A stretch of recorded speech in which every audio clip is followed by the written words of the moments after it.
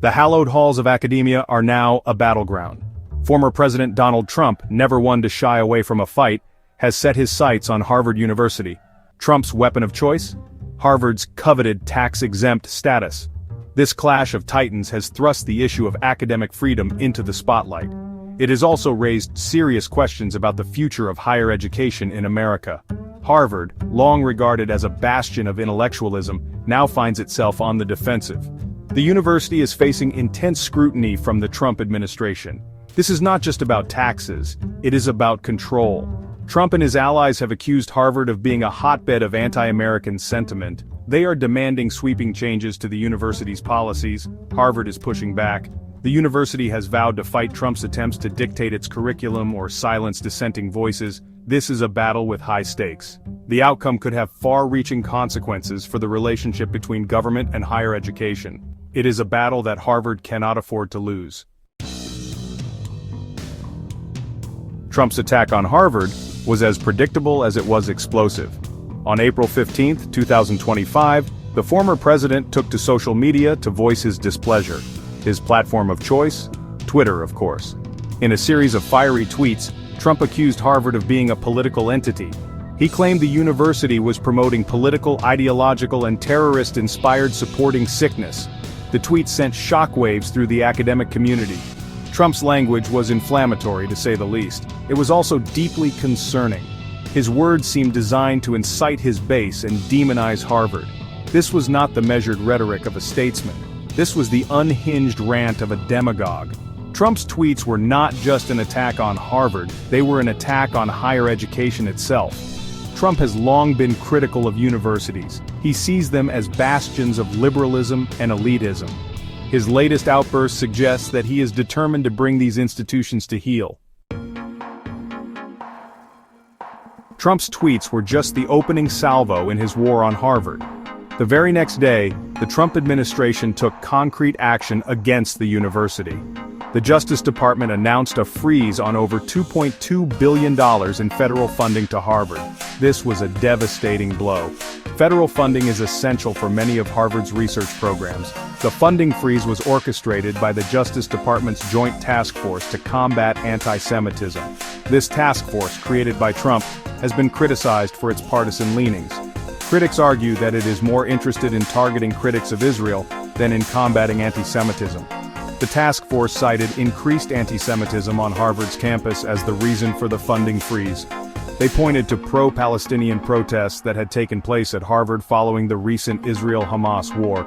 These protests, they claimed, had created a hostile environment for Jewish students. Harvard denied these allegations. The university insisted that it was committed to creating a welcoming and inclusive environment for all students. The funding freeze, they argued, was nothing more than a politically motivated attack. Section 4. A catalog of demands. The funding freeze was not enough for the Trump administration. They also issued a list of demands that Harvard would have to meet if it wanted to see its funding restored. These demands were sweeping in scope. They struck at the very heart of what it means to be a university. The Trump administration demanded that Harvard implement a campus-wide mask ban. They also demanded the removal of all diversity, equity, and inclusion programs. These programs, they argued, were discriminatory and divisive. The demands went even further. The administration wanted Harvard to report any students deemed hostile to American values to the federal government. They also wanted the university to ensure viewpoint diversity in all academic departments. This, they claimed, would prevent liberal professors from indoctrinating students with their ideology. The administration demanded an external, government-approved auditor to oversee programs and departments linked to allegations of anti-Semitic harassment. They wanted mandatory plagiarism checks for all faculty members. Finally, they demanded disciplinary action against any students or faculty who engaged in what they deemed unlawful behavior during protests. These demands were outrageous. They were a blatant attempt to censor free speech and stifle academic freedom. Harvard was right to reject them out of hand. Section 5. Crimson Courage versus Lion Capitulation.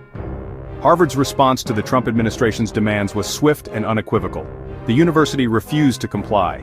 In a strongly worded statement, Harvard's lawyers declared that the university would not surrender its independence or its constitutional rights.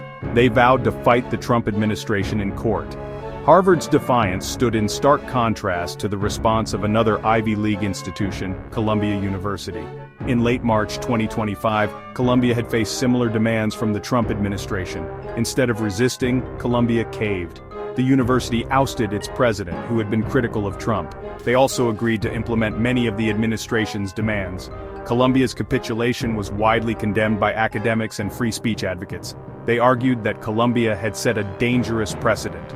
By giving in to the Trump administration's bullying, they had emboldened them to target other universities. Harvard's decision to stand up to Trump was a welcome change.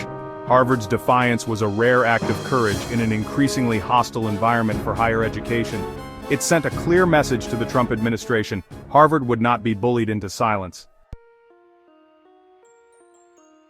Section 6. Professors enter the fray. Even before the funding freeze and the outrageous demands, Harvard had been preparing for a fight. A group of Harvard professors had already taken legal action against the Trump administration. They filed a lawsuit challenging the administration's review of $9 billion in contracts and awards to the university. The professors argued that the review was politically motivated. They claimed that the Trump administration was trying to punish Harvard for its perceived liberal bias. The lawsuit was still pending when the funding freeze was announced. The professors' lawsuit was a sign of the deep concern within academia about the Trump administration's attacks on higher education. Professors feared that the administration was trying to silence dissenting voices and restrict academic freedom. The lawsuit was just one example of the growing resistance to the Trump administration's policies. Across the country, students, faculty, and alumni were speaking out against the administration's attempts to control what is taught in universities.